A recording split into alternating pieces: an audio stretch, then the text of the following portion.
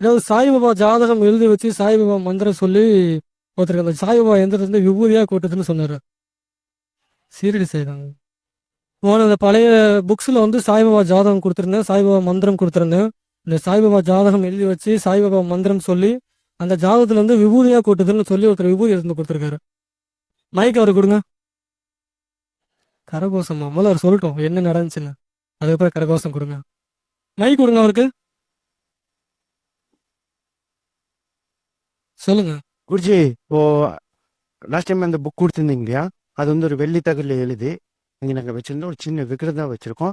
எவ்வளோ தஸ்டே ஆச்சுன்னா நான் எப்போ காலைல பூஜை உட்கார்ந்தோடனே அப்படி விபூதி கொட்டுது. விபூதி கொட்டுதா? எங்க வியாழக்கிழமை கொட்டிடுது குருஜி. விபூதி கொண்டு வந்துருங்க. என்ன விபூதி தான் அது குருஜி.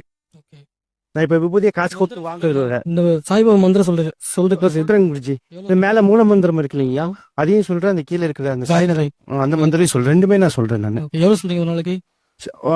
டெஸ்ட் ஆச்சுன்னா 108 வாட்டி சொல்லுவேன். 108 வாட்டி. ஸோ வேலைக்கு இந்த சாய்பாபா மந்திரத்தை சாய்பாபா ஜாதகத்தை எழுதி வச்சுட்டு சொல்லிட்டு வந்துருக்கு.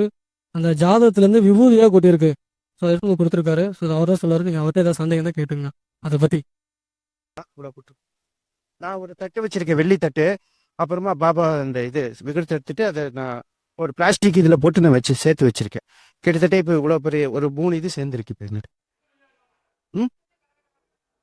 நான் இப்போ ஒரு 4 மாசமா வந்துட்டு இருக்கேன் எங்க வீட்டில். 4 மந்த்தா வந்துட்டு இருக்கு. இப்போ ஒரு 4 மந்த் ஸ்டார்ட் ஆகிதான் ஜாதகம் எழுதுற உடனே கொட்டிடுச்சு.